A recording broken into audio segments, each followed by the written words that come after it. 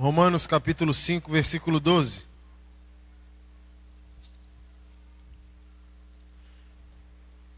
Portanto, da mesma forma como o pecado entrou no mundo por um homem, e pelo pecado a morte, assim também a morte veio a todos os homens, porque todos pecaram.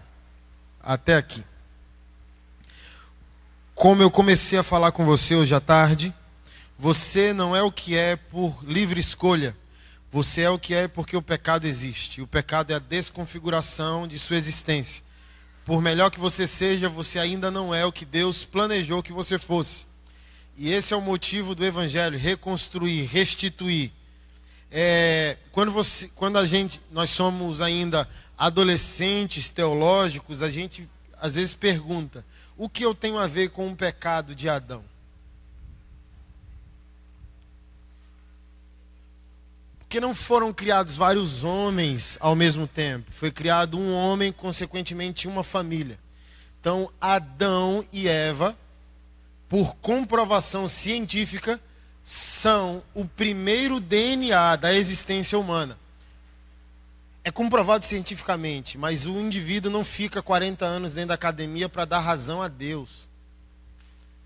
Eu citei o Adalto Lourenço, busque ele. Ele é um cristão, um cientista. E há comprovação científica que o primeiro DNA da humanidade se encontra na quantidade de parentes que Noé tinha após o dilúvio. E quando eles se aprofundam na pesquisa da genética humana, eles se esbarram num casal. Então você existe depois de Adão, portanto você é filho de Adão. E tudo que o seu pai é, você se tornou. Mas nada do que você é hoje é natural. Porque tudo que você é hoje é depois do pecado que seu pai cometeu. Portanto, você está desconfigurado. E Jesus foi para a cruz para o quê? Reconfigurar você. Esse é o motivo do Evangelho e essa é a razão da sua obediência a Deus. Em desobediência você permanece desconfigurado. Em obediência Deus te reconfigura. Porque olha as ações consequentes do pecado. O pecado entrou no mundo. E aqui mundo não é terra, mundo é humanidade. O pecado, o vírus maligno entrou na humanidade pela desobediência de um homem. Que homem? Adão. Por meio do pecado, a morte. Por isso que eu disse a você que quando o milagre acontece não é um favor, é uma herança, é uma devolução, é uma restituição. Porque onde o pecado há, a morte se instala. Onde a santificação é praticada, a morte cessa. Nos ensinaram errado. Nos ensinaram que santidade é o selo de conquista de nossa salvação. Não é, eu tenho uma boa notícia para te dar. Não é sua santidade que te salva. O que te salva biblicamente é fé em Jesus Cristo. Está escrito na palavra do Senhor: a salvação pertence ao Senhor. Então você não é salvo porque é santo. Você é santo porque é salvo. É o oposto. A santidade é uma manifestação de sua salvação. Não é a sua santidade que te salva. Porque se é a sua santidade que te salva, Jesus morreu em vão. Ele não precisava ter morrido. Por que a santidade? Porque santidade é DNA. Nos ensinaram equivocadamente que pecado e santidade são questões comportamentais. Ensinaram a gente que pecado é comportamento, procedimento. E não é. A prática externa do pecado é somente a revelação do homem interior. Então o pecado não começa no corpo. Jesus Cristo disse. O pecado começa dentro de nós. O pecado é a subversão de nossa identidade. E a santidade é a restauração de nossa identidade. A santidade do corpo é o último estágio da santidade que começou dentro. O pecado do corpo é o último estágio do pecado que começou dentro de cada um de nós.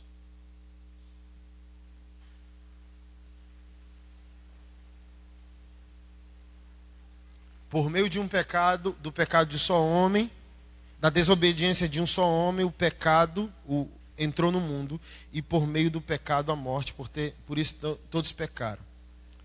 Eu brinco que o apóstolo Paulo esqueceu de escrever aqui o que resolveria a nossa vida.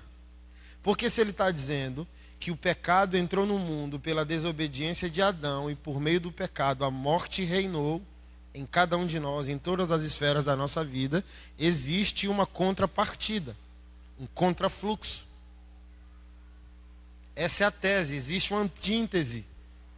Se o pecado entrou no mundo pela desobediência de um homem, o que a obediência de um homem faria?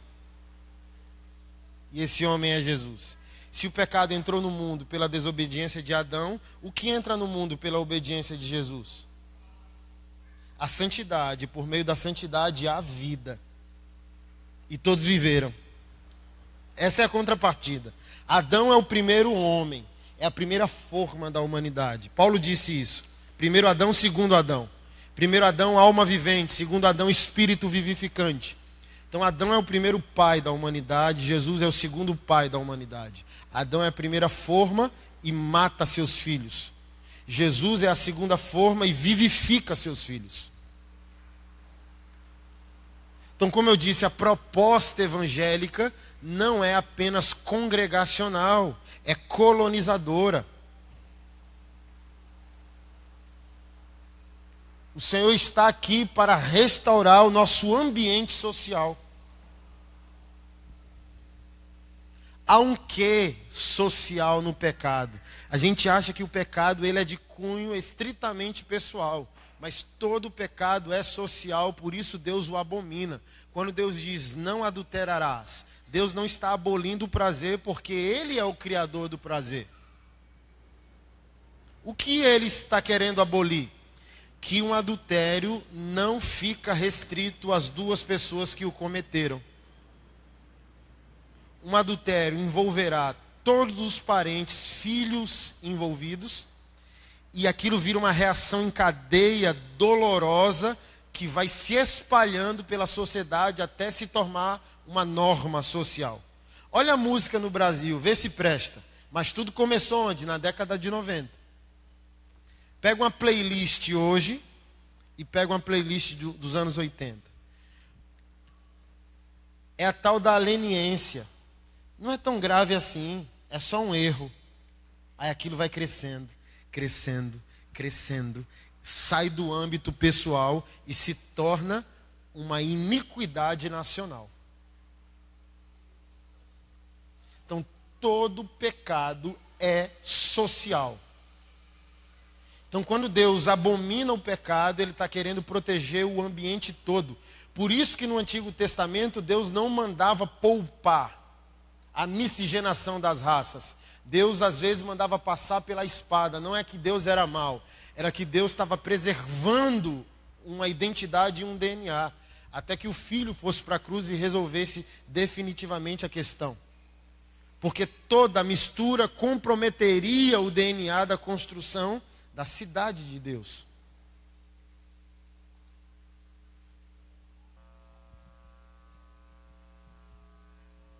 Então, quando Deus quer que nós fujamos do pecado, Ele não está lutando contra nosso prazer.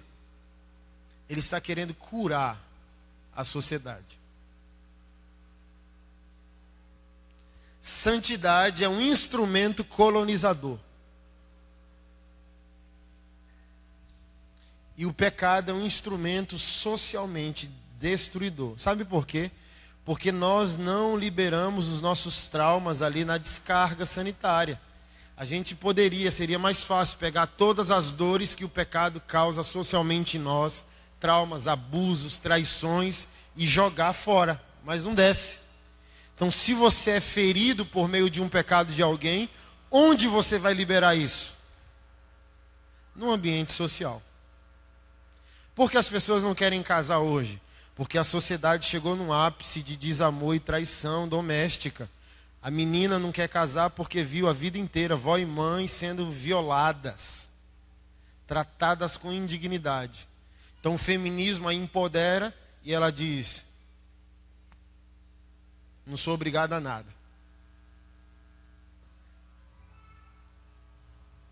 Mas olha só o caos social que nós vivemos. Nem o feminismo está resolvendo aquilo que a mulher clama. O homem, a mulher, na música, em 2017, é um homem. E a mulher do esporte, em 2017, é outro homem. Tão caótica a sociedade em pecado, que as ideologias não conseguem resolver. Então, um homem que se diz mulher é a mulher da música no Brasil, mas não é uma mulher. Aí a gente finge que é. A ideologia marxista, cultural, finge que é. Olha aí uma mulher empoderada. Não, moço. A biologia dele diz que ele não é uma mulher. Então é disso que eu estou falando. O que começa em você terminará na sociedade. Então quando Deus diz não faça isso, não é que Deus está indo contra você, é que Deus está querendo proteger a todos nós.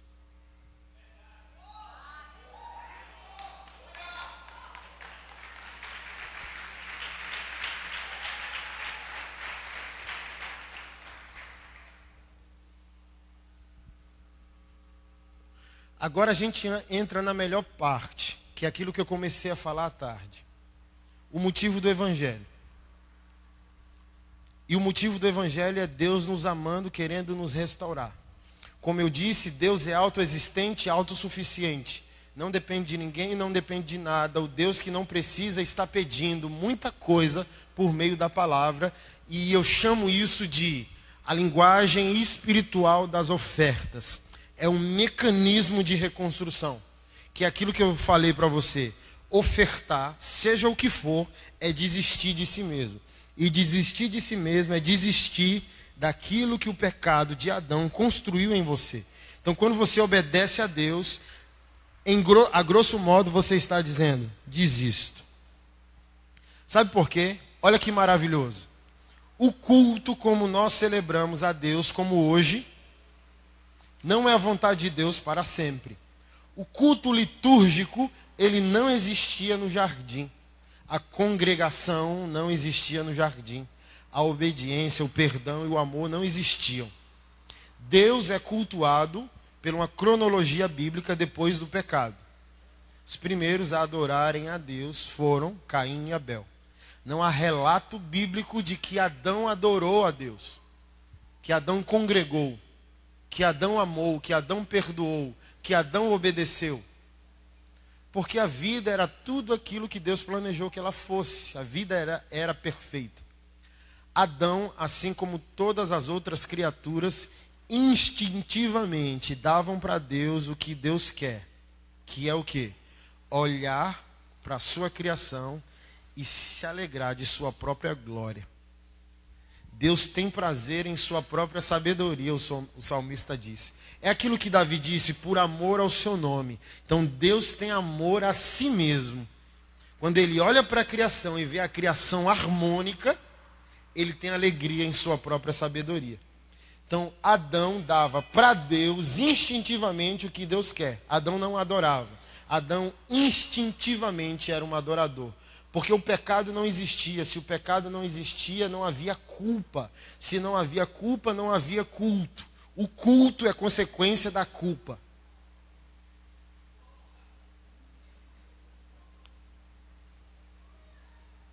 Um pássaro nos acorda às 5, 6 da manhã. Sabe o que ele está fazendo? Dando a Deus, instintivamente, o que Deus quer. Que é a sua criação funciona, portanto o Criador é reconhecido. Então quando você olha para a beleza da criação, você vai para um mar perfeito, um céu maravilhoso, a criança nascendo, a alegria no lar, a família sentada à mesa, o peixe nadando, o pássaro cantando, o cachorro correndo junto com a gente no jardim, o cheiro das flores é o quê? Deus fala, eu sou lindo, cheiroso, maravilhoso. Olha só, eu criei vocês para isso. Então quando o pássaro canta, ele está dizendo o quê? Ser adorado, tu és grandioso, maravilhoso, obrigado pelo privilégio de existir. Então Adão era assim, sem querer adorar, estava adorando, sem querer amar, estava amando. Por isso que Deus pergunta: onde estás? E ele já não sabe responder. Ele diz: eu estou peladão aqui, estou com vergonha. Mas ele estava nu e nem via.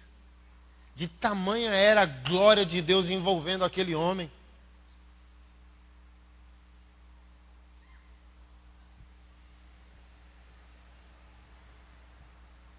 Então você tem que entender o motivo de sua obediência, portanto o poder da linguagem de suas ofertas. E quando eu estou falando oferta, eu não falo só dinheiro. Estou falando também dinheiro, mas eu estou falando de todas as áreas. Oferta é sua obediência a Deus. Você precisa entender o poder disso, porque há uma consequência. E a consequência é: Deus quer te levar a ser, ter e viver tudo aquilo que você teria, viveria e poderia se Adão jamais tivesse pecado. Então não é para você buscar a face de Deus sem que algo aconteça em seu benefício. Você precisa entender que pelo ato de congregar, alguma coisa precisa acontecer. Pelo ato de ofertar, dizimar, perdoar, amar, alguma coisa está acontecendo, por mais que você não veja. Você precisa ter expectativa em seu culto a Deus, porque Deus, biblicamente, é obrigado a responder ao seu culto. De que forma? Transformando você à imagem do Filho dele. Você precisa ver uma ação crescente da graça de Deus, reconstruindo você. Há uma linguagem espiritual em nossa obediência, poderosíssima.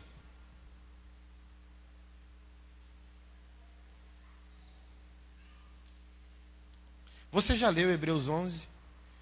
Bem no início, ele diz, é a galeria da fé, né? Por meio da fé, Abel deu um sacrifício superior. Agora vamos viajar? A gente vai ver biblicamente que a superioridade da oferta de Abel não é uma medida monetária. Há uma linguagem nas ofertas. Olha o que o escritor de Hebreus, que eu acho que é o apóstolo Paulo, disse. Por meio da fé, Abel deu a Deus um sacrifício superior ao do seu irmão Caim. E mesmo depois de morto, sua oferta ainda fala. Tá louco, moço? Não sei se você está pirando aí. Quantos anos se passaram desde o jardim até Paulo escrever a carta de Hebreus? É muito tempo, né? Paulo, pela revelação do Espírito, está dizendo: o que Abel fez ali posterior ao jardim está nos ares.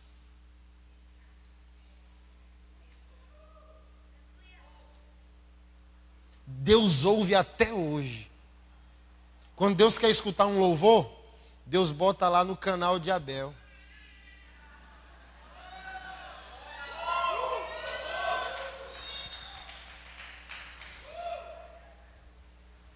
E olha o que o Paulo diz em Hebreus: por isso foi considerado justo diante de Deus. Olha a resposta: Deus não quer a oferta.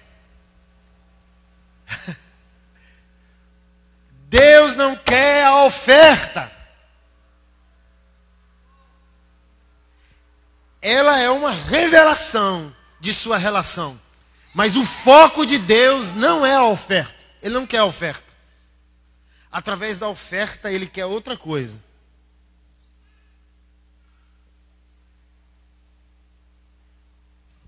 Quando Deus pede Isaac, você acha que Deus quer Isaac? Sabe quem Deus quer? Abraão. Isaac é o inimigo da plenitude de Deus na vida de Abraão. Isaac é o bom. E Deus disse: eu não quero te dar o bom, eu quero te devolver para o jardim.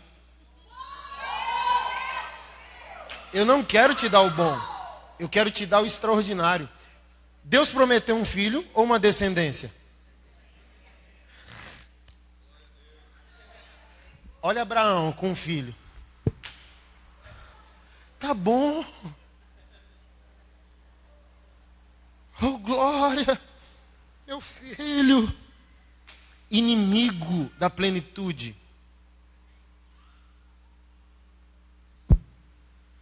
Não sei se você já leu, mas o apóstolo Paulo diz que todo crente, pela fé, é filho de Abraão.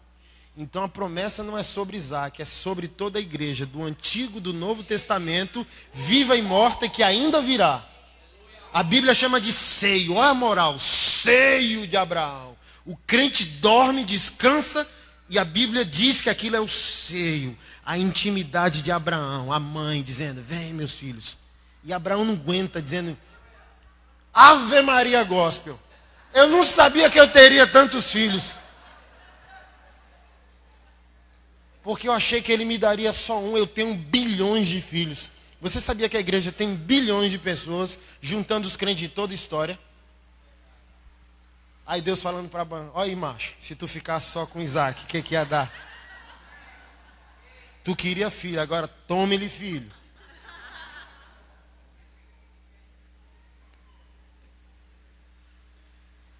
A sua oferta é somente a medida de sua capacidade de desistir. Ó, ele é a oferta, ela é a ofertante. Levanta aí, irmã. A oferta dela é grande, né? Fica atrás dele. Olha que ofertão. A oferta dela é grande. Vira aqui para mim. Pode virar para mim, irmã. Fica de costas para ele. Uma oferta grande a dela, né? Aí Deus diz para ela, me dê a oferta. Aí ela vem achando que é a medida monetária da oferta. Ó, minha oferta é 10 mil, 50 mil, 1 milhão. Mas a oferta nada mais é do que a capacidade que ela tem de desistir a partir daquilo que Deus está ordenando a ela fazer. Mas quando ela vem até Deus com a oferta, aí Deus ri, porque ele não precisa, lembra? Ele não precisa e sabe o que ele faz da oferta? Sai da minha frente. Oh. A oferta é só um detalhe. A oferta é só um detalhe. A oferta é o teu. O que Deus está pedindo de você é seu inimigo. A sua oferta é o seu inimigo. O que Deus está pedindo para você está impedindo você de ser pleno. Então toda a sua oferta, por melhor que ela seja e tenha utilidade no reino de Deus, é um grande inimigo. E quanto mais você é capaz de ofertar, mais a sensibilidade, a audição espiritual, a relação espiritual com Deus se aguça. Fica assim, ó, 5 segundos. Porque, amado, crente não pode dar trabalho a Jesus para ser convencido de perdoar alguém depois de 1 ano, moço. Crente é assim, ó. Falou num tom elevado contra a esposa, 5 segundos, crente maduro ouve dizendo, oxi, que negócio que é esse, você falando assim com minha filha? Volte atrás. Aí o marido chega dizendo, ô meu bem. Porque você sabia que tem gente que odeia com um tom de voz assim, né? Amado. Quando eu vejo um crente me chamar de amado, eu desconfio, ele está me xingando por dentro. Querido, amado. Fofinho não, fofinho é outro nível. Mas venha amar. Quando dá essa ênfase, ó, se falar amado, assim, ligeiro, aí é de boa. Mas se der ênfase assim, ó, amado, querido, abençoado, pode desconfiar, está xingando você por dentro. Está falando um palavrão em línguas estranhas. Eu já ouvi um camarada xingar em línguas, tu aguenta? Filho de uma decova lamanábias.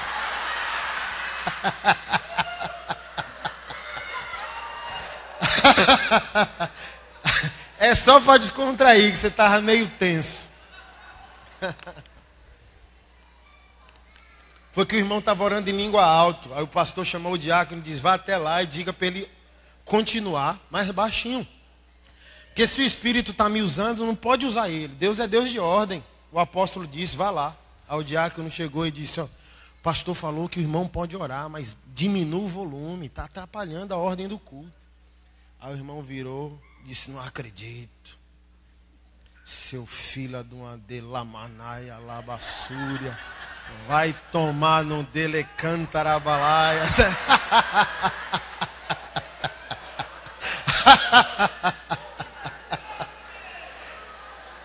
Que não vire moda, hein?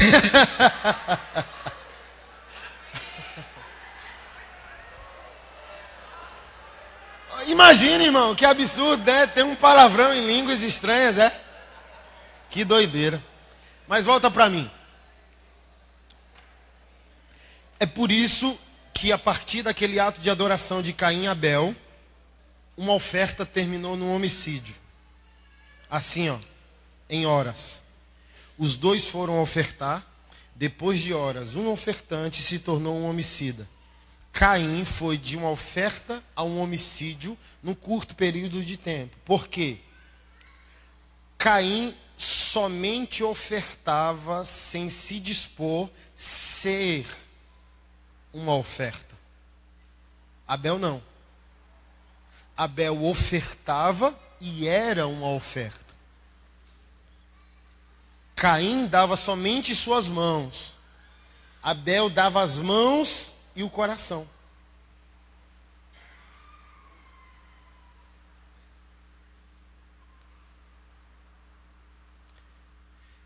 Caim até ofertava, mas a oferta de Caim era uma tática de se ocultar. Ele dava a Deus e se escondia de Deus. Porque Deus quer responder, mas Caim não deixava Deus responder. E como Deus responde? Transformando. Por que o pecador, filho de Adão, tem necessidade de culto a Deus? Como eu disse, o culto é consequência da culpa. Se há culpa, o pecador busca Deus. Quebrantado, em humildade, dizendo: ó Senhor, tenha misericórdia, tenha compaixão. Quando o pecador se coloca diante de Deus, sem que o pecador perceba, Deus estende a mão. Enquanto o pecador adora, Deus transfere algo. Deus opera algo de uma maneira miraculosa no coração de cada um de nós. Então, quanto mais a gente adora a Deus, mais Deus devolve. Então, o objetivo do culto não é acrescer a um Deus que não precisa. O objetivo do culto é Deus restituir o que foi perdido no pecador. Então, Abel era restituído, Caim não deixava. Caim ofertava, mas não deixava que Deus respondesse a ele. Porque a resposta de Deus é: eu quero te transformar. Eu quero habitar. Se você está sem transformação, sabe quem você é? Uma pousada e não uma morada. E pousada a gente só frequenta em férias. Aí Deus só vai de vez em quando.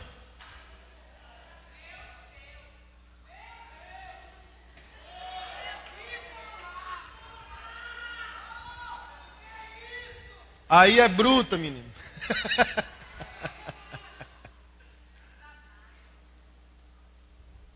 É por isso que as coisas não estão acontecendo. Porque é Deus de vez em quando e não constantemente.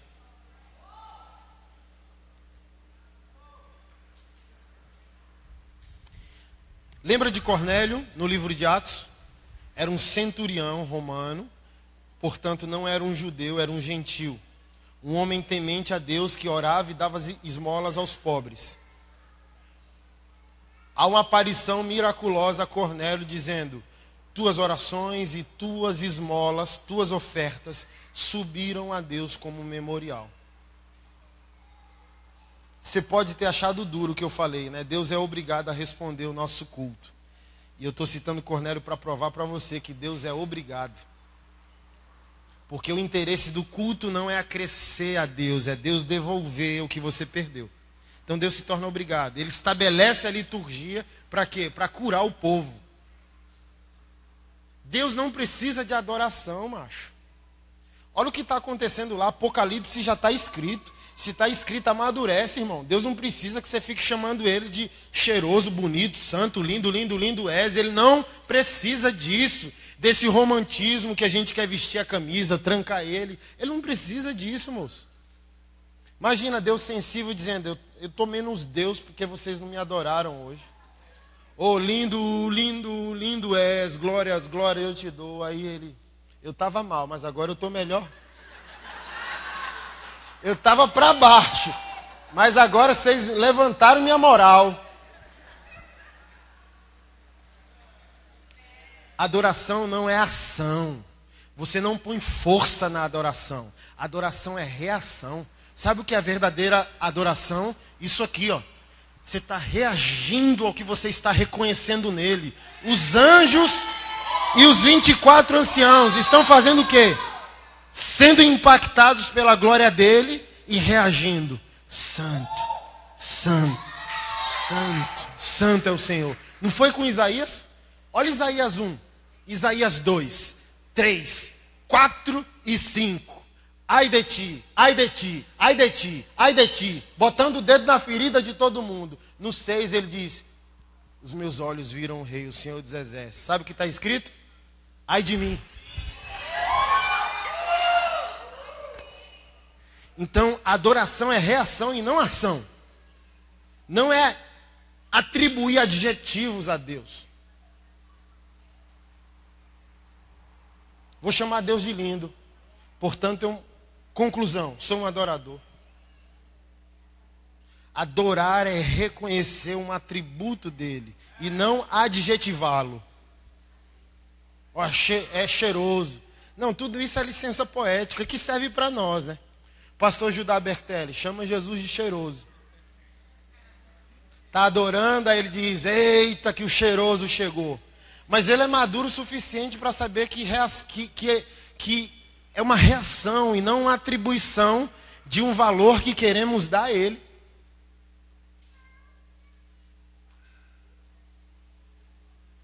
Então a gente precisa entender que há uma resposta ao nosso culto. Mas voltando a Cornélio, tuas orações e esmolas subiram. E nós viemos aqui porque Deus tem uma resposta. Qual é? Ele quer salvar a ti e tua casa. E Ele vai te mandar um homem que vai te explicar todo o caminho de salvação. Irmão, vamos fantasiar. Vamos viajar um pouco, certo? Deus não dorme. Mas vamos fingir que Ele dorme. Deus não tem casa, mas vamos fingir que Ele tem casa. Deus não tem tarefas domésticas, mas vamos fingir que Ele tem. Que Ele tem a funcionalidade familiar. Casa, louça. Jesus está num canto, Espírito Santo no outro, os anjos. Aí Deus acorda, diz, deixa a louça comigo. Aí vai para a louça. Aí Cornélio está lá na terra, constrangendo Deus. Vivendo um estilo de vida tão extraordinário, que sobe para Deus como uma notificação do teu Facebook, Instagram. Plim, plim. Chegou uma mensagem. Aí Deus está aqui atarefado e Cornélio cutucando Deus, dizendo, olhe para mim, olhe para mim. Olhe para mim, olhe para mim, compre minha briga, compre minha briga. Porque se o anjo está dizendo que subiu como memorial, é porque Deus tinha lembrança de Cornélio constantemente. Se Deus tentar se esquecer de Cornélio, a linguagem espiritual das ofertas de Cornélio na terra subiam a Deus dizendo, não esqueça de mim não. Aí Deus falou, rapaz, eu não gosto de dever não, tem que pagar. Então Deus veio para pagar. Pedro não queria pagar, lembra? Porque ele era judeu e o cara era gentil, ele já chegou tratando o cara mal. Ó, não era para eu estar aqui na tua casa. E foi ensinar teologia. Quando ele virou as costas, o Espírito Santo falou, só queria um canal. Aí veio de carrada. O céu veio de carrada. Quando Pedro virou, Cornélio, a família, os empregados todos já estavam profetizando e orando em línguas. E ele nem me esperou fazer o apelo. Sabe por quê? Porque Deus estava devendo a Cornélio e Deus não deve a ninguém. Amado, tenha certeza, quanto mais você obedecer a Deus, mais Deus se torna devedor. É uma linguagem difícil, porque é Deus e você fala, rapaz, eu não... que intimidade que é essa? Que negócio que é esse? Mas entenda, o evangelho existe, não é para Deus, é para você. Então entenda, vá além de sua estrutura religiosa para entender pelo Espírito o que eu estou tentando falar a você. Porque olha o que está escrito pela mão de Salomão: aquele que dá ao pobre empresta a Deus. Oxi! Está escrito, moço. Então obedece a Deus, faz o que Deus está falando e Deus se torna seu devedor. E Deus não tem nome no Serasa não, moço. Ele vai pagar. Então não duvide da palavra, duvide de suas dúvidas. Quando o assunto for a ordem da palavra, faça o que está escrito. Obedeça o que está escrito. E crie expectativa, irmão. Em 2009, meu filho mais velho, de 10 anos hoje, completava aniversário de 3 anos. No dia do aniversário dele, de 3 anos, nós encontramos ele morto dentro de uma piscina. Uma semana antes desse acontecimento, está gravado no YouTube. A igreja ainda estava na rua, tinha 15 membros. Eu fui me preparar para o culto e orar. Estou lá orando a Deus. Aí eu fui ler a Bíblia e eu caio na passagem da mãe indo enterrar o filho. E Jesus aparece no meio do cortejo funeral e ressuscita o menino. Aí aquilo entrou em mim como uma faca. E eu comecei a chorar, dizendo: meu Deus do céu. Porque a naturalidade da vida é o filho enterrar os pais. Mas não há dor maior do que o pai enterrar o filho. Então aquilo entrou em mim, e o Espírito Santo ministrou ao meu coração. Está te faltando alguma coisa? Não. Estou suprindo todas as tuas expectativas? Tá. Mas hoje eu tenho uma nova. E qual é a nova? Eu quero ser instrumento teu para devolver um filho morto para uma mãe. Está gravado, eu mando para você. Uma semana depois veio o teste. Pois bem, você crê? Creio. Então devolva um filho morto para uma mãe.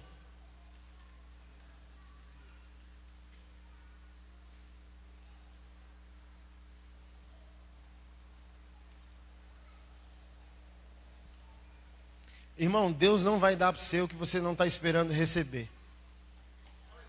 O que você quer?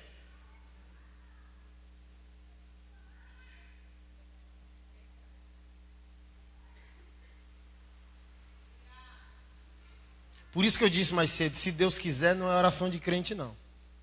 Se o assunto está escrito, não é se Deus quiser, se a gente crê. Acorda, leão.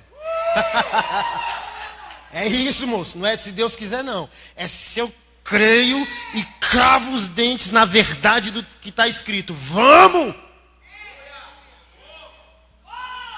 Porque o mar não abre enquanto eu choro não. O mar só abre quando eu marcho.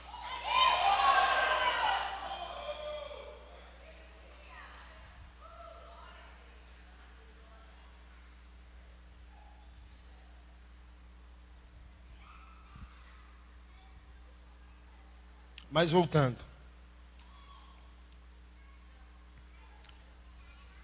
O desejo de Deus é restituir tudo aquilo que perdemos por causa do pecado de nosso pai Adão.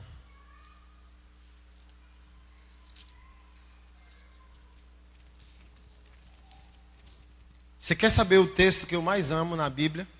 Não sei se você já me ouviu falar disso. Malaquias 3:10. Por quê, pastor? Porque eu entendi. Eu entendi o que eu estou pregando para você hoje. Porque para mim é o versículo mais ousado da Bíblia. Por quê?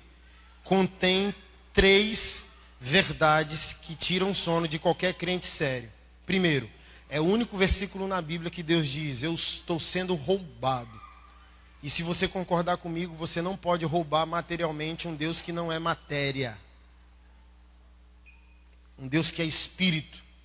Então, como um Deus que é espírito está dizendo: vocês estão me roubando em questões materiais. Porque Deus não tem CNPJ, não acumula e nem tem conta bancária. Então é de extrema importância eu me incomodar com isso. Se Deus é espírito, por que Ele está reclamando de roubo material? Precisa entender.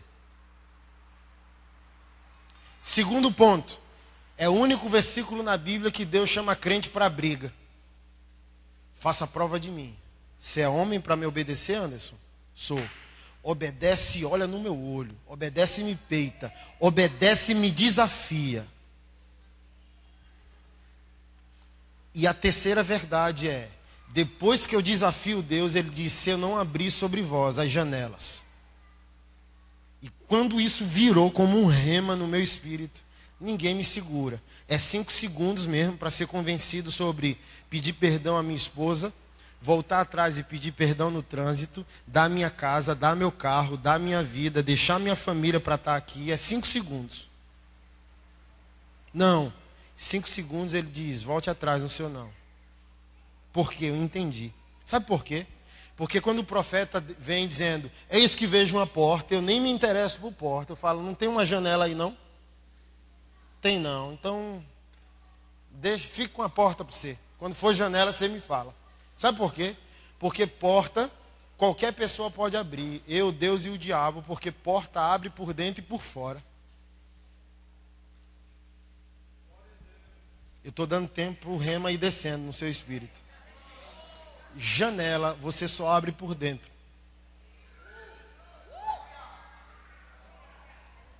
Vou dar um tempinho para você assimilando aí. Janela, você só abre por dentro. Você saiu para vir para o culto, certo? Você tem certeza que alguém não vai abrir sua janela por fora? Que você fechou, tem tranca, tem cadeado, ninguém vai entrar na sua casa pela janela. O ladrão pode abrir a porta, janela não abre nem cavaca-tuça. Então Deus está dizendo, depois da obediência, vai acontecer algo que ninguém tem participação, a não ser eu. Eu sou obrigado a fazer. Por isso que eu estou dizendo, afirmando para você. Deus é obrigado, porque Ele disse, se eu não abrir as janelas, ninguém tem participação no milagre, só Deus, ninguém ajuda. Quando Abraão tentou participar do milagre, ele deu Ismael, e Ismael é uma problemática na jornada. Abraão quis produzir um milagre fake, irmão. Deus disse, eu vou fazer um milagre. Aí Abraão disse, deixa eu ajudar. Aí foi transar com a serva. E Deus para Deus. Aí veio, olha o milagre. Não é milagre não, essa aí é uma porta que você abriu. Mas eu disse que eu vou abrir a janela, macho.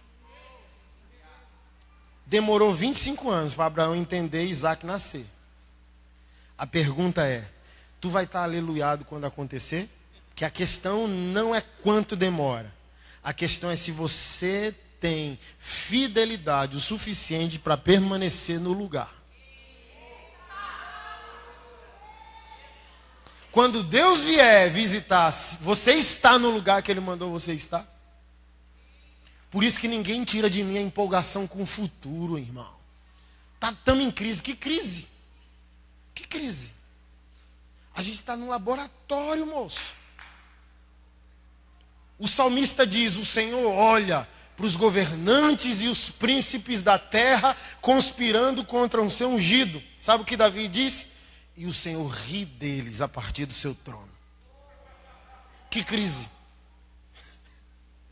Que crise? Davi pergunta, Senhor, o que você está fazendo? Eu estou afiando o arco que eu vou lançar sobre o ímpio.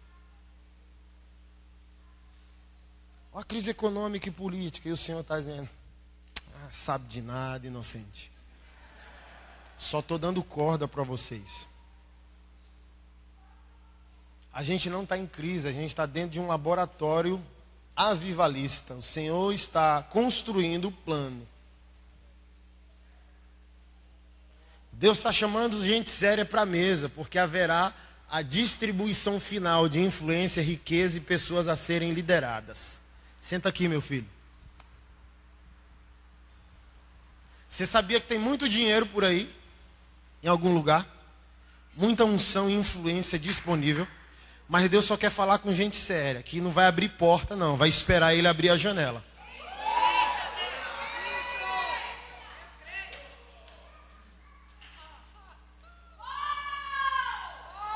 Como que vai ser? Não sei, mas Deus está fazendo alguma coisa está acontecendo. Eu sei disso. Quando Deus me pede algo, sabe qual é a minha reação? Eu dou uma risadinha. Aí Keila pergunta, por que você está rindo? Porque eu sei, eu já estou vendo Jesus lá no futuro rindo para mim. Quando Ele pede, sem precisar, e eu dou, eu lancei Jesus para o futuro para trabalhar em meu favor. Então, como eu posso ter medo do futuro? Se todas as coisas estão cooperando ao meu favor. Até o que está dando errado hoje está dando certo, porque é Jesus que está construindo o futuro. Pastor, está dando tudo errado. Quem disse? Até o que está dando errado está dando certo, moço. Você precisa crer na linguagem espiritual de suas ofertas. Porque sua oferta é a matéria-prima que dá a Jesus a autoridade de trabalhar por seu futuro. Como eu disse quinta, hoje você tem a vida que merece porque você deu a matéria-prima dela ontem, ou a Deus ou ao diabo. E amanhã você vai ter a vida que merece porque você está liberando as sementes hoje. E o que você está plantando? Eu estou empolgado, porque minha vida está toda semeada. Quanto mais eu dou, mais eu me empolgo. Não é quanto mais eu recebo, é quanto mais Ele me saqueia. Quando eu vou pegar meu saldo bancário prova que eu estou levando Jesus a sério. Diz para vocês quinta, eu peguei o extrato bancário do mês, eu falei, credo, cadê meu dinheiro? Aí eu me empolgo dizendo, eu terei o que sacar. Está tudo depositado nele. O futuro não me amedronta.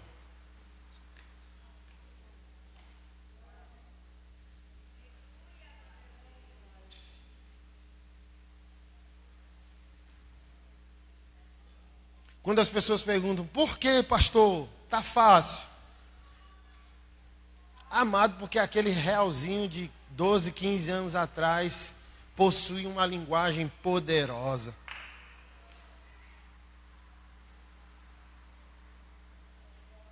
Minha crise de 15 anos era meu laboratório. Pegar 10 reais, tomar café para passar o dia, um realzinho, 9 reais, distribuía. R$1 na conta de um, na conta de outro, na conta de outro, na conta de missões, igreja, pastores, chorando, dizendo, meu melhor, que um dia eu possa fazer diferente. Então, há uns 2 anos e meio, eu fui fazer uma oferta de R$4.200 para missões, feliz, chorando. Sempre que eu vou fazer missões, é um aleluiamento, uma empolgação.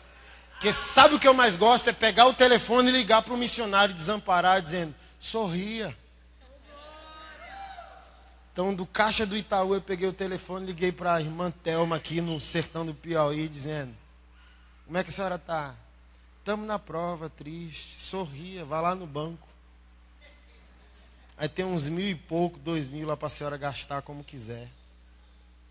Aí, quando eu estava na boca do Itaú, o Espírito Santo veio devagarinho, dizendo, tá lembrado do nosso realzinho, tá? Aí já estava bom ali o chamego com ele. Aí ficou melhor, porque a lembrança, né? Meu Deus do céu, aquele sofrimento com Keila, naquela época, não era sofrimento, era laboratório. Por isso que Jesus Cristo disse, fidelidade no pouco te colocarei em abundância. Mas como eu disse, quinta, a gente quer começar a construção da casa pelo telhado. É namoro que já tem sexo. O cara faz o telhado e quer vir. Moço, não vai funcionar não, moço. Quando tentar botar fundamento num negócio que você já começou por cima, o negócio já arriou na sua cabeça. Já percebeu, não sei aqui se tem esse tipo de crente em Recife. Brasília tem um monte, né? Eu sempre digo, não abre o biscoito sem passar no caixa. Já foi fazer compra com fome? Aí vai abrindo as coisas, comendo e não passa no caixa. Isso é pecado, viu? Eu falei bem assim, sabe qual é a primeira consequência que o pecado vai causar? Qual, pastor? quando você abrir o pacote do biscoito, o diabo vai matar as emoções do casal e vai colocar na cabeça e nas emoções dizendo, não é de Deus. Mas estava todo mundo empolgado, né?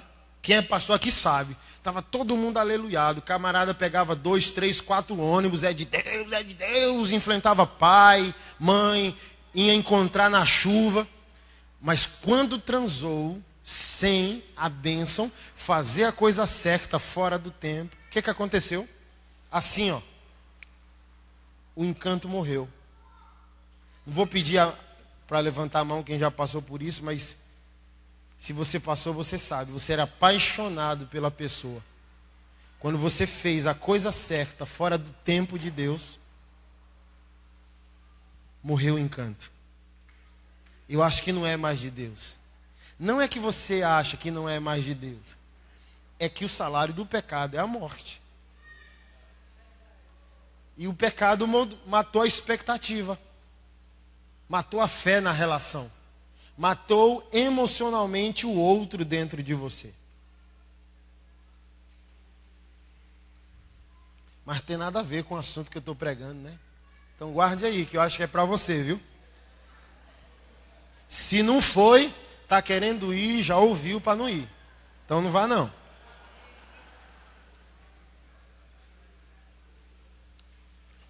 Para eu encerrar, eu queria dar para você fundamentos para você amar Malaquias 3:10. Porque quando o pregador abre, chega a dar um arrepio no espinhaço do caboclo, né? Eu preguei em São Paulo essa mensagem. A mulher falou que quando eu mandei abrir Malaquias 3:10, ela quis levantar. E o marido disse, fique. Aí eu preguei a conexão entre o dízimo e o divórcio. A qualidade da relação matrimonial é medida pela capacidade de generosidade. Alguém que vai mal no casamento é alguém que não tem a capacidade doadora. Aí afeta tudo. Porque o egoísmo de uma área tomará todas as outras áreas. A generosidade de uma área tomará a generosidade de todas as áreas. Então olha que coisa interessante. Vocês estão me roubando? Faça a prova de mim. Janelas dos céus.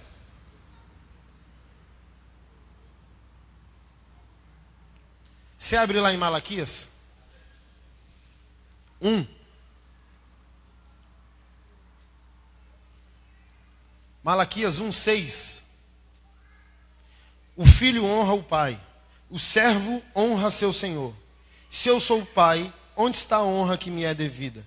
Se eu sou o Senhor, onde está o temor que me devem? Pergunta o Senhor dos exércitos a vocês, sacerdotes. São vocês que desprezam o meu nome, mas vocês perguntam, de que maneira temos desprezado o teu nome? Trazendo comida impura ao meu altar, e mesmo assim ainda perguntam, de que maneira te desonramos? Ao dizerem que a mesa do Senhor é desprezível, na hora de trazerem animais cegos para sacrificar, vocês não veem mal algum.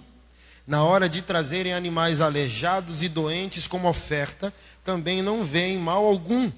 Tentem oferecê-los de presente ao teu governador. Será que ele se agradará de vocês? Será que os atenderá? Pergunta o Senhor dos exércitos. E agora, sacerdotes, tentem apaziguar Deus, para que tenha compaixão de nós. Olha que interessante. Que a linguagem da honra, a cultura da honra, é uma estrutura existencial, é um modo de viver.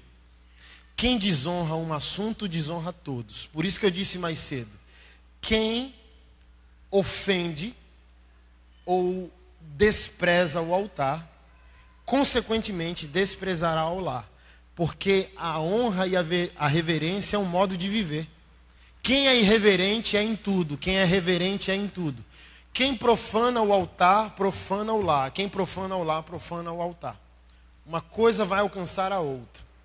Então o Senhor começa dizendo isso. Se o filho honra o pai, se o servo honra o Senhor, e se eu sou pai, onde está a honra que me é devida? Senhor, em que te desonramos?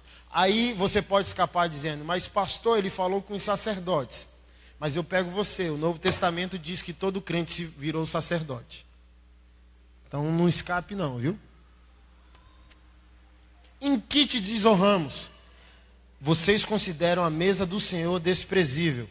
Vocês até ofertam, mas não têm pudor de trazer o animal defeituoso, o animal cego, coxo. A oferta por meio do troco do pão. Você pagou todas as contas e você me honra com o troco da padaria. Pega esse teu procedimento e se apresenta ao governador do estado. Se o prefeito, o governador, qualquer autoridade policial, militar ou política chamar você para um café, para conversar, você já fica nervoso. Por quê? Você não sabe como falar, como se comportar e como vestir. É aí o início da reverência. Você sabe que você tem que se adequar ao padrão estabelecido por aquela autoridade. Se você fala muita gíria, você já tem um problema dizendo, meu Deus do céu, como que eu vou controlar esse tanto de gíria que eu falo diante de um político? Diante de um militar. Então é disso que o Senhor está dizendo. Vocês me tratam de qualquer maneira. Pega esse de qualquer maneira que vocês dão para mim e vai lá para o governador. E vê se ele vai aplaudir. Porque a oferta, ao nosso modo, é profanação do altar. Porque Deus não quer ser obedecido à nossa maneira. Deus quer ser obedecido à maneira dele. Porque a obediência à nossa maneira ainda é desobediência. Olha, Deus, eu vou fazer do meu jeito que você pediu. Não é obediência, ainda é desobediência. Alguém chegou para mim e perguntou, eu posso pegar meu dízimo e comprar a cesta básica? Se é Deus? Não. A Bíblia diz que o dízimo é do Senhor, então se Deus o mandou, adore a Deus do jeito dele, não do seu jeito. Ele não mandou você dar cesta aos pobres, ele mandou você levar dízimo e oferta à casa do tesouro. Então olha só, o camarada quer guiar a maneira com a qual ele deve obedecer a Deus.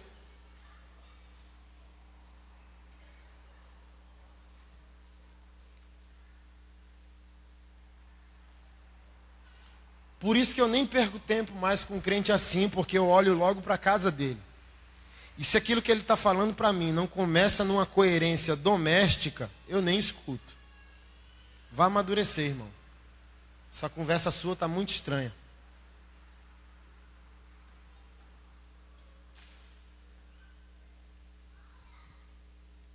Então, o primeiro ponto para a gente entender Malaquias 3 é a linguagem da reverência. Eu tenho que me dirigir ao altar de Deus com temor. Eu tenho que me adequar ao que o Senhor está estabelecendo para mim. E o segundo ponto está em Malaquias 2, verso 10. Não temos todos o mesmo Pai? Não fomos todos criados pelo mesmo Deus? Por que será então que quebramos a aliança dos nossos antepassados, sendo infiéis uns com os outros? Judá tem sido infiel, uma coisa repugnante foi cometida em Israel e em Jerusalém. Judá desonrou o santuário que o Senhor ama. Homens casaram-se com mulheres que adoram deuses estranhos. Que o Senhor lance fora das tendas de Jacó o homem que faz isso, seja ele quem for, mesmo que esteja trazendo ofertas ao Senhor. A outra coisa que vocês fazem, enchem de lágrimas o altar do Senhor, choram e gemem, porque ele já não dá atenção às suas ofertas, nem aceita com prazer as vossas mãos. E vocês perguntam, por quê?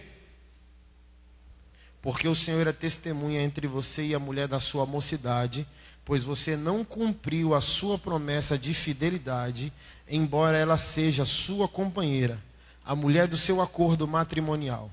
Não foi o Senhor que os fez um só?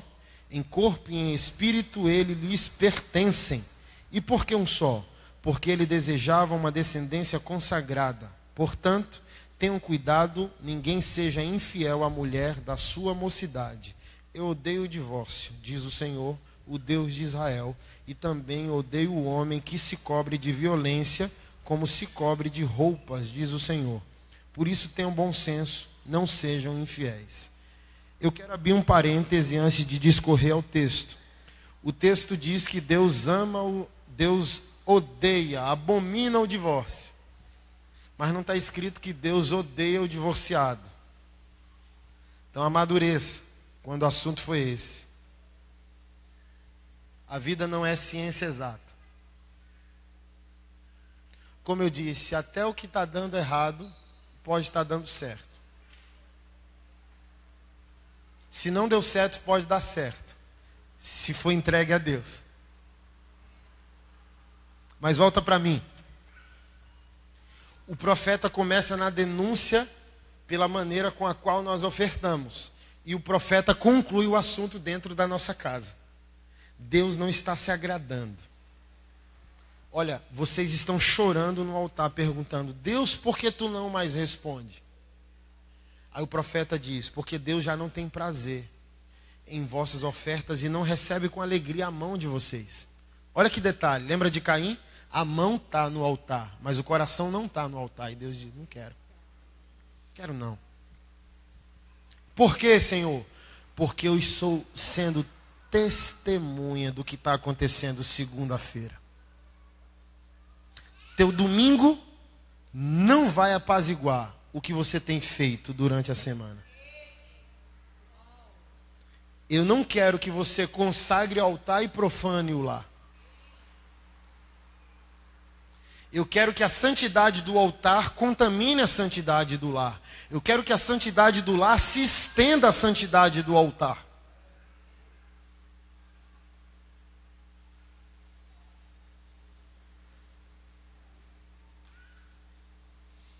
Isso aqui é doloroso de ouvir, mas é o caminho da plenitude.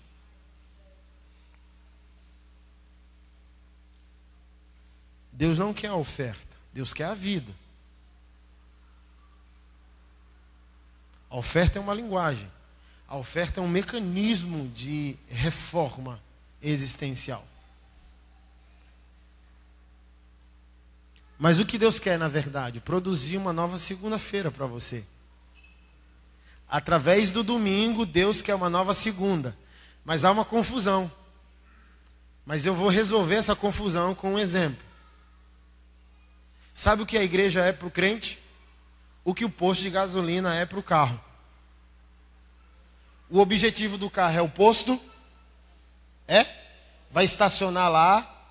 A missão do carro é ir para o posto? O que o carro faz no posto?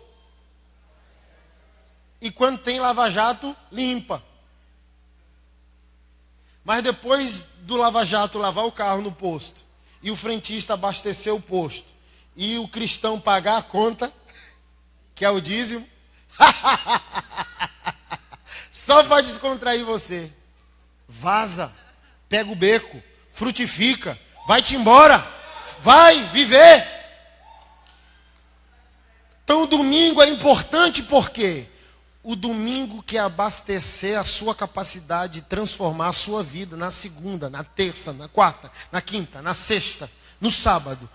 O altar dominical quer construir um altar semanal na sua casa, na sua vida.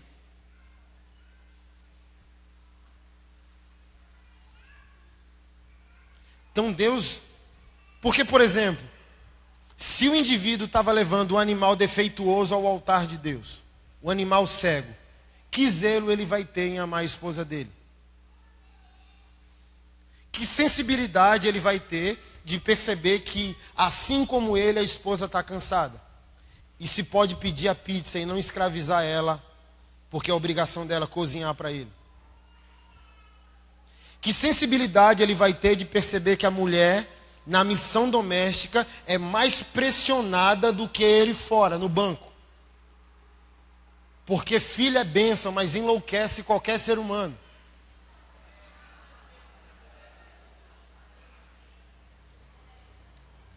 E marido crente é marido heróico, de ter os olhos do discernimento como Jesus, de ver o limite da esposa e protegê-la. Pode deitar, filha, eu cuido das crianças. Pode deitar, filha, eu troco a fralda. Pode deixar, filha, eu lavo a louça. Deixa comigo. Quando você chegar no domingo, Deus vai estar contente com a oferta ou não vai?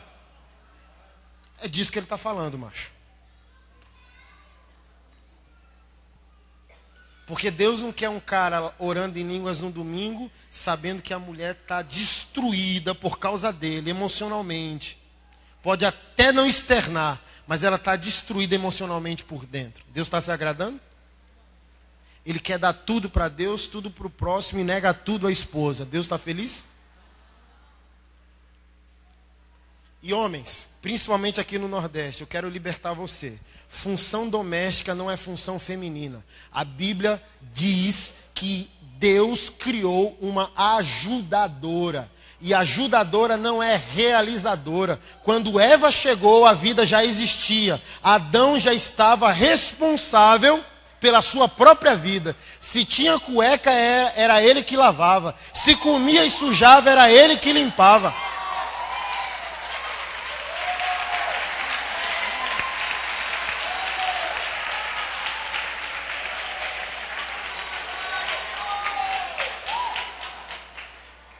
Então, se você quer concluir o que eu estou tentando falar para você nesse dia, um altar congregacional mais pleno, você precisa ser homem de Deus maduro e sensível para ouvir coisas dolorosas como essa. Função doméstica é função familiar.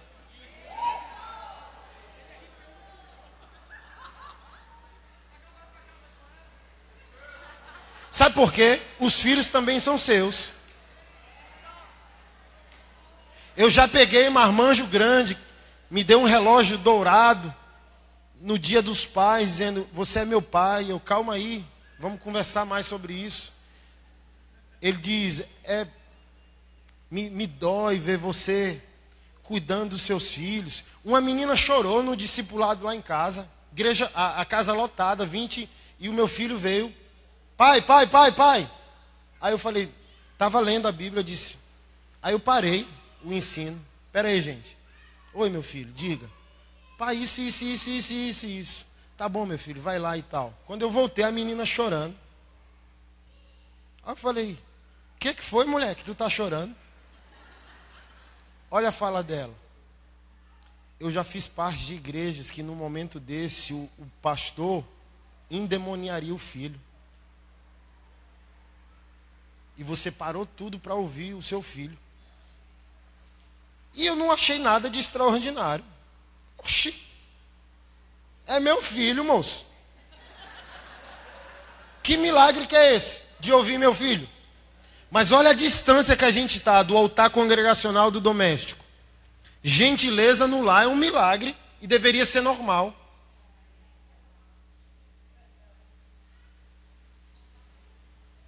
Olha, homem, eu sou nordestino, eu sei que é. Não peguei essa fase porque saí adolescente ainda de Maceió. Mulher minha não sai sozinha. Tem isso aqui? Tem? Eu entrei agora na conferência de casais, o final agora. Posso arrochar? Arrocho.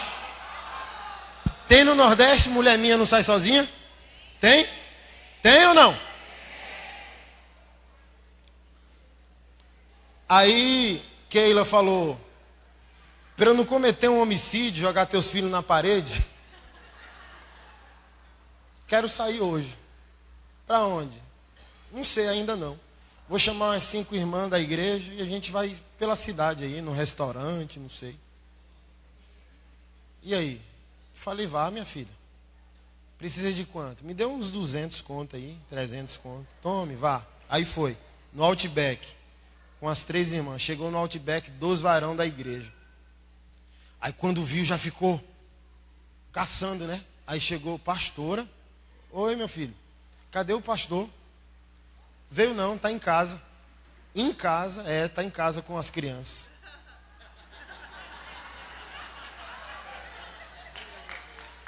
O camarada não conseguiu fingir. Ele queria sumir. Tipo, que absurdo é esse? Como assim?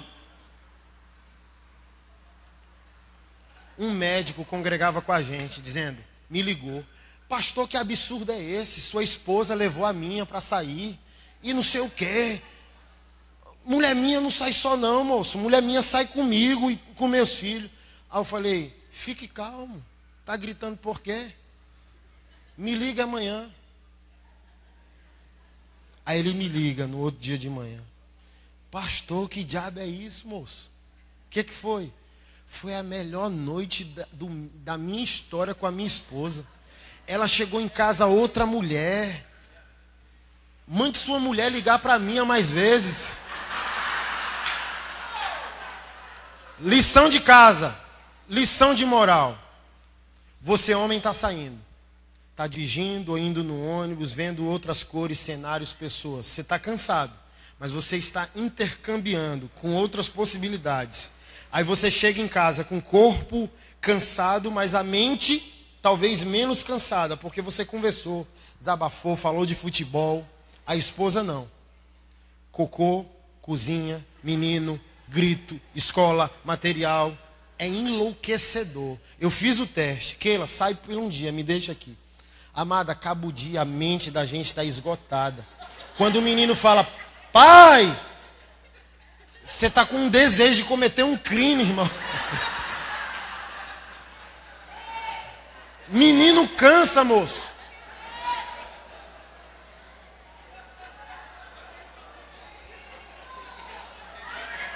Deixa eu concluir. Volte para mim aqui. Deixa eu concluir. Amado, é um favor que você faz a você mesmo. Paulo disse em Efésios, aquele que ama a sua esposa, ama a si mesmo.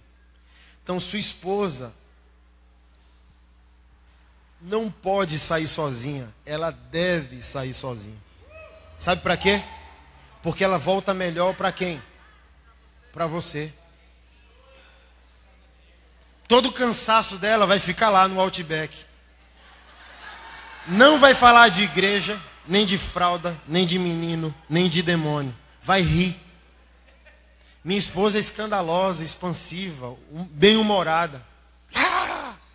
Ela volta. Outra mulher, melhor para mim. Aí você está perguntando por que as suas orações não estão funcionando. Seu altar não está funcionando. A força do seu altar público, a força do seu altar congregacional vem do seu altar doméstico. Porque quando acaba o culto, não vem aquela dor dizendo, meu Deus, era se pudesse morar na igreja, mas eu estou voltando para uma zona de conflito. Quando o seu lar não é um altar, dói no seu coração ter que voltar para casa depois de um culto. Sabe por que o Brasil não está avivado? Porque vocês não estão sendo ensinados, vocês a nível Brasil, nós, a termos o recipiente cotidiano do avivamento. A igreja desperta, a igreja capacita, a igreja empodera. Os encontros, as mobilizações, as intercessões, as conferências dão a nós despertamento e poder. Mas a gente volta para casa e não há recipiente para recepcionar a unção. A gente volta para uma zona de conflito. E aquilo que a gente recebeu na congregação se perde. Vinho sem odre.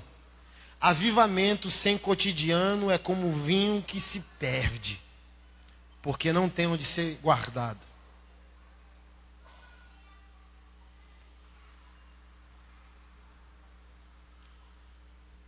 E eu concluo com Malaquias 3. Por que o Senhor está sendo roubado? Porque quando você vai para a Torá, para o Pentateuco, para os 5 primeiros livros da Bíblia, Deus fez um acordo com Israel. Tribo de Levi não participará da repartição dos territórios. Eles não receberão herança. Eles estarão totalmente ao meu dispor. E através do pacto que firmo com Israel, por meio do dízimo de todo o povo, eu os sustentarei. E sustentarei a família sacerdotal e a obra constante da minha casa, que um dia se tornará casa de oração para todas as nações. Então sairia do âmbito hebraico e também tocaria os gentios, os pagãos. Era o plano de Deus. Isaías prova isso. Na lei, minuciosamente, se você for ler os 5 livros, está escrito, incisos. Mandamento perpétuo dou ao meu povo por meio do dízimo. Então o dízimo não é medida monetária, é linguagem espiritual. Dê o nome que você quiser, mas é uma linguagem e não uma medida. Mas olha o que o Senhor disse. Tribo de Levi, família sacerdotal, receberão dízimos. O Senhor fala com Arão: a tribo de Levi te dará o dízimo. Você receberá e dará o dízimo dos dízimos. Fica comigo, não perde o raciocínio. E o Senhor disse também: quando a minha casa funciona para o meu povo e para todas as nações, nós cuidaremos do pobre, do órfão, do estrangeiro e da viúva. Certo? Certo? Quando o Senhor reclama em Malaquias, o que ele disse? Traga dízimo e ofertas à casa do tesouro para que haja.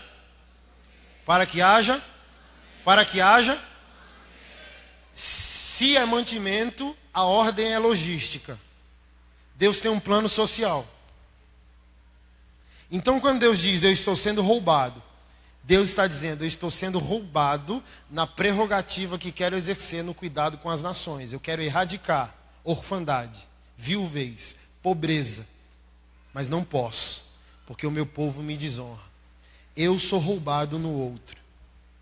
Deus é roubado por você quando Ele não pode me amar por meio de sua obediência. Para que haja mantimento, ou seja, Deus quer estabelecer uma ordem logística de redenção social. Quando Deus diz a Arão: dê o dízimo dos dízimos, o Senhor está provendo reações em cadeias. Eu preciso e oro. Deus responde e me dá por meio de você. Eu recebo, agradeço, me habilito e transfiro. E a gente vai estabelecendo uma economia paralela. Deveria existir uma outra Recife dentro de Recife, por meio da igreja, dos dízimos e das ofertas. E o que isso tem a ver, pastor, com a minha família? Porque se você desonra a sua casa, você não vai desonrar a casa do Senhor? Se você desonra a casa do Senhor, você não vai desonrar a sua casa? Se você é infiel com Deus, que mulher está protegida?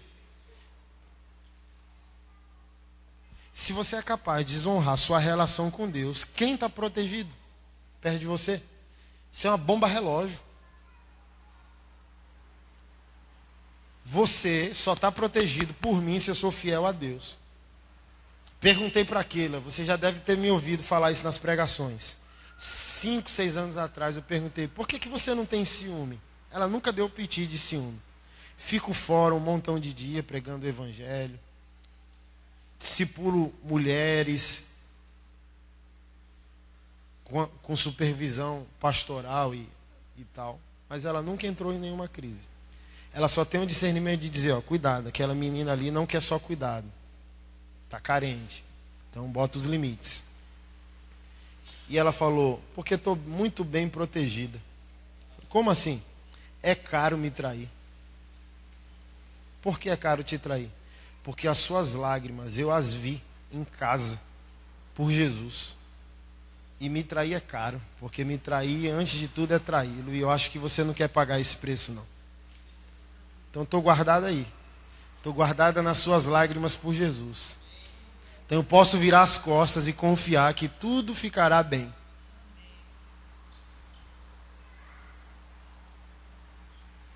Então tem uma extrema relação entre a fé congregacional e a fé social. Quem ama o próximo se habilita a amar a Deus. Quem ama a Deus se habilita a amar o próximo. Essa é uma música rítmica, né? Uma coisa acrescenta a outra coisa. Por que eu não tenho preocupação com as suas necessidades? Porque eu desonro a minha relação com Deus. Eu só me preocuparei com você se eu levo Deus a sério. Aí você entra na minha agenda.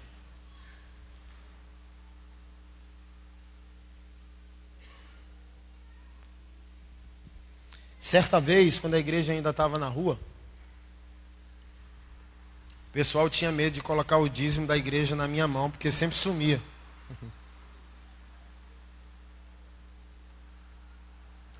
Certa vez mandaram eu levar para aquela que cuidava. Entrei no metrô, desci do metrô sem o dinheiro. Aí no outro dia o pessoal queria fazer coisas na igreja e perguntou: pastor, cadê o dízimo? Tem mais não.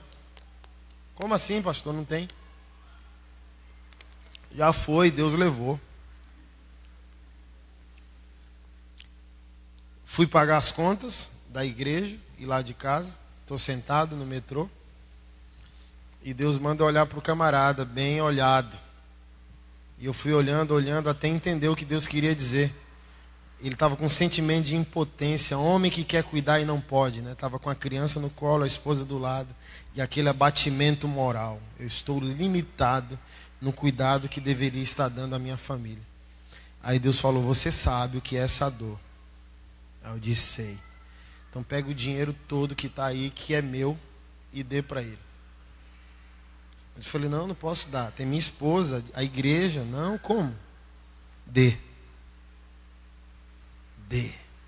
E eu briguei com Deus umas meia hora no metrô. Dê. Tudo.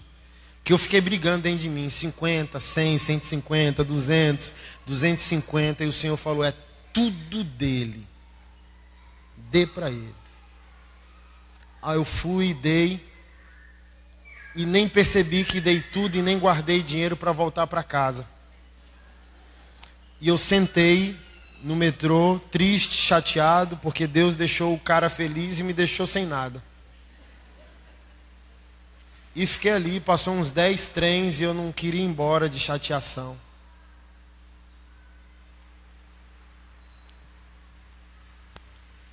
Até que eu tive uma das maiores experiências de fé com Deus. Aquele audível que não é só coração e instinto.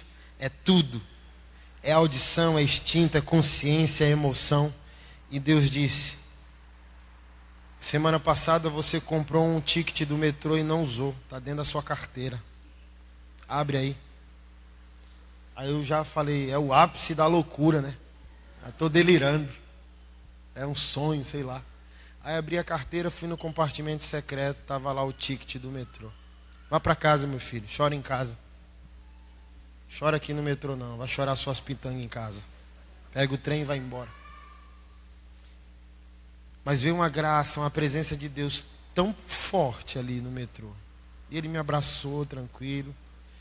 E eu consegui ouvi-lo dizendo, obrigado.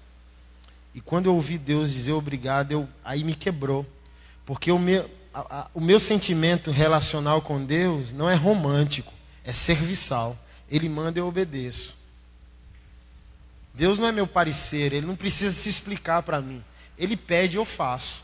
Então quando Ele gentilmente disse obrigado, Ele me quebrou, me constrangeu. Como o Criador do universo está agradecendo a criatura? Por que, Deus? Aí Ele disse, eu quero explicar para você como funciona. Você não perguntou? Um dia eu perguntei, Deus, como que você organiza a logística do reino? Alguém precisa, pede, aí tu vai lá, toca no coração de um, que vai lá e abençoa o outro, e esse negócio funciona mundialmente. Como que é isso? Aí Deus disse, sempre haverá uma necessidade, sempre haverá uma oração, sempre haverá uma resposta, e aqui está a barreira, a materialização. Eu preciso da igreja para materializar a resposta. Por isso que ele diz, falta mantimento na casa do tesouro. Vocês estão me roubando, é aqui. O mundo precisa, o mundo clama, Deus responde. E Deus materializa por meio do crente que tem ouvido para ouvir. Por meio da igreja que tem ouvido para ouvir. Aí Deus disse, não fique chateado, achando que eu te assaltei. O mundo tem 7 bilhões de pessoas, a igreja tem milhões de crentes. Mas aqui, em Taguatinga, dia tal, hora tal, só você conseguiu ouvir meu coração. Então você é um bem-aventurado. Aí eu já estava desmaiado no metrô, né? Meu Deus, é assim. Por isso que eu quero ser rápido. É uma questão de vida e morte.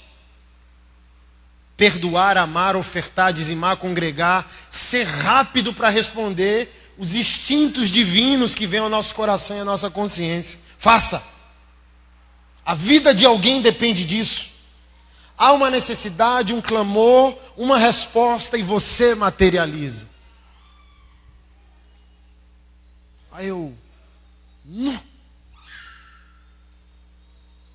Aí por isso que eu passei a amar Malaquias 3. É social o objetivo de Deus. Deus quer amar alguém. Suas ofertas em Recife pode tocar alguém na China. Como? Não sei. Mas quando você obedece em Recife, uma reação em cadeia começou. Aqui, tomando café. A gente pode tocar a Noruega. Cadê a irmã? Está por aqui. É isso, eu obedeço aqui.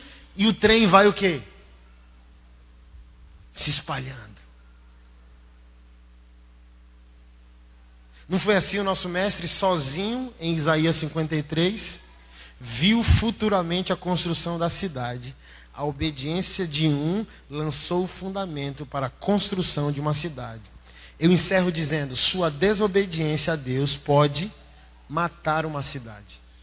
Sua obediência a Deus pode construir uma cidade.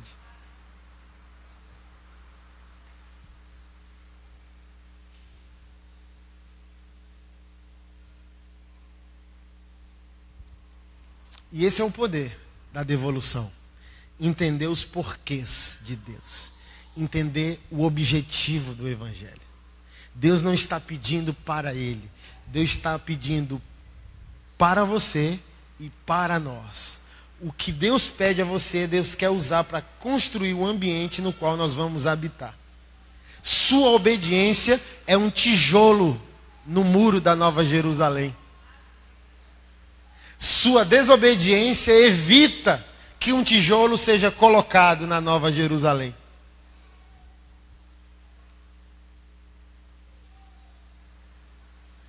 Porque a Nova Jerusalém tem 7 pilares, representando os 12 apóstolos. Porque João disse em Apocalipse que os filhos de Deus estavam vestidos de linho finíssimo.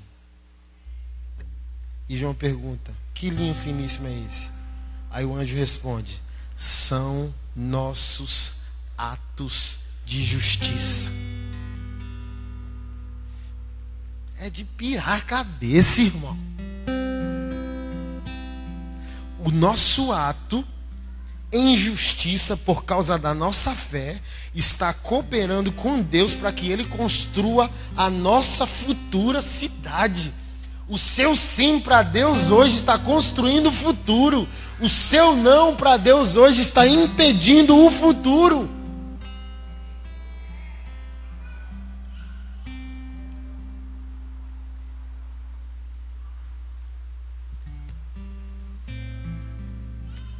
Igreja boa, a gente não quer nem parar de pregar, né? Que horas é? 11h30. É 11h30? 10h30?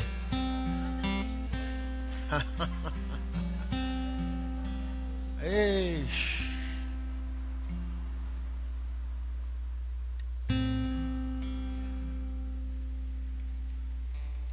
Sabe o que a gente tem que fazer? Buscar mais para voltar para casa.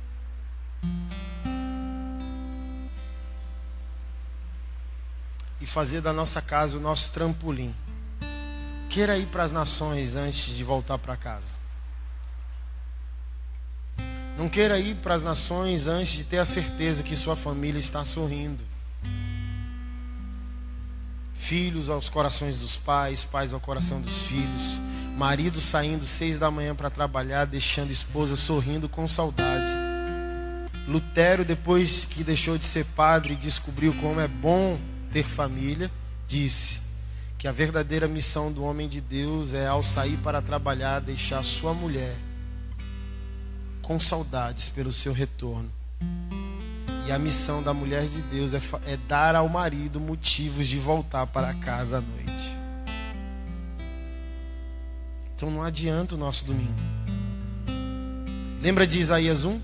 Quanto mais vocês levantam vozes em adoração a mim, eu tapo os ouvidos e viro o rosto. Porque eu abomino ajuntamento solene com iniquidade. Eu não quero só suas mãos, eu quero sua vida. Eu quero o que você é desde a sua casa. Eu não quero só o seu altar congregacional, eu quero o seu altar doméstico. Eu quero a alegria do seu filho. Quando você for dizer para mim santo no domingo, aquele santo tem tamanha autoridade, porque aquele santo é a expressão do sorriso do teu filho, da alegria da tua esposa, da gratidão do teu pai, de você ser uma nova pessoa, da gratidão dos seus parentes em ver que Jesus Cristo é real e poderoso para transformar o que somos dentro de nossa casa.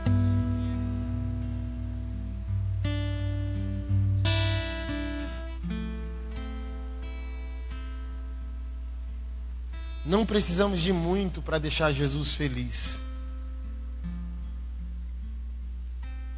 Só precisamos levantar um altar para Ele lá em casa. Sabe por que a gente tem que evangelizar? Porque as famílias não estão redimidas. Eu mudei completamente. Não sei se você já me ouviu pregar, mas o nome que eu dei a isso é ID reverso. Quando a gente pensa em ID, a gente pensa as nações. Hoje, quando eu penso em ID, eu penso em lar. Então eu não quero ir, quero voltar. Porque a gente só tem que evangelizar porque não há o altar doméstico. Se não há o altar doméstico, você tem que evangelizar pessoas.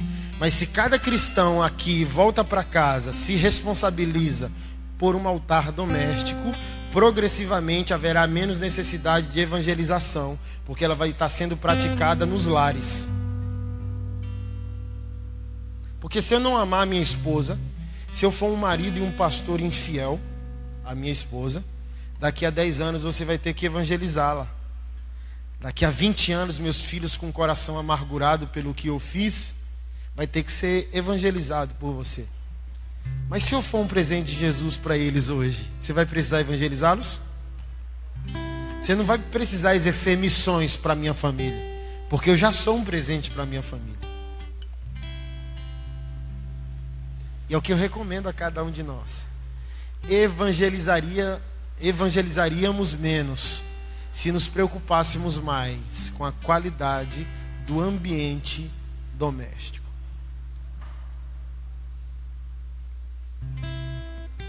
Mas é difícil, pastor.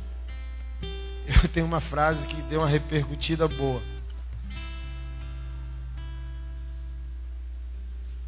Que todo bom missionário aceita bons desafios.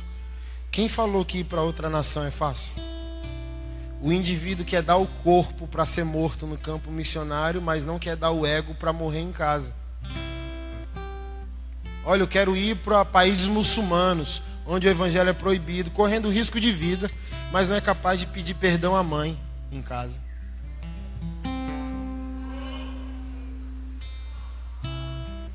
Jesus está contente? Rapaz, tu é radical de morrer. Vamos começar a morrer em casa?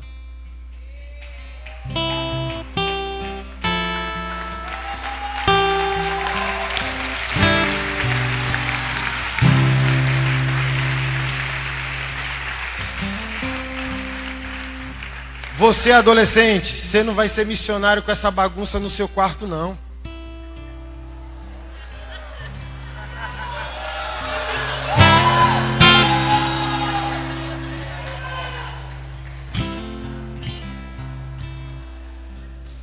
Parece uma zona de guerra seu quarto. Sabe como você vai ser um missionário que agrada a Deus? Quarto arrumado, gentileza paterna e materna e lavando louça para os seus pais. Honrando pai e mãe, que é o primeiro mandamento com promessa. Quer honrar o pai do outro, evangelizando ele e desonrando o seu? Um jocumeiro veio folgado. Eu sou meio desconfiado com jocumeiro. Sabe o que é jocumeiro, não? Missionário da Jocum. Não que a culpa seja da Jocum, mas tem uns camarada maluco por aí. Todo radical. A igreja não presta, a igreja aquilo, vocês são hipócritas, vivem dentro das 4 paredes. Aí eu virei para ele, me enfezei, né? E virei para ele e disse: hipócrita é você. Você é hipócrita. Eu não sou não, sou um herói. Aí ele parou, né, para me escutar. Como assim eu sou hipócrita? Porque você está indo para as ruas para amar pessoas que você nunca viu e que você nunca vai voltar a ver e que você não vai levar para casa. Eu, o hipócrita das 4 paredes, estou amando todos os dias pessoas que nem merecem meu amor. Eu estou amando todos os dias a mesma pessoa. Amar a prostituta que você nunca viu e dizer Jesus te ama e dar um abraço parece ser difícil, mas é fácil. Porque você não vai pagar um curso profissionalizante, você não vai tirar ela das ruas e você não vai levar para sua casa. Agora, amar na igreja e dentro de casa pessoas que não estão merecendo nosso amor é coisa de herói.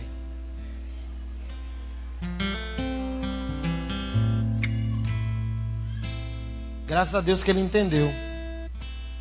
Desceu ao coração dele. Eu falei, esse tipo de missão é fácil, moço. Eu te amo para o estranho. Olha que maravilhoso.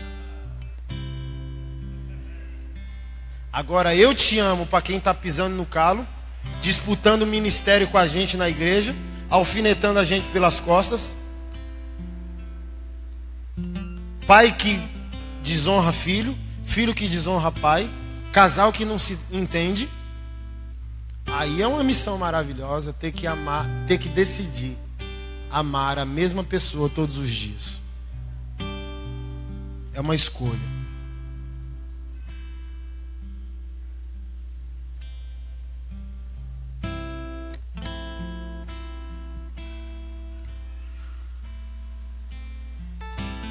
Não precisamos de muito para uma vida extraordinária.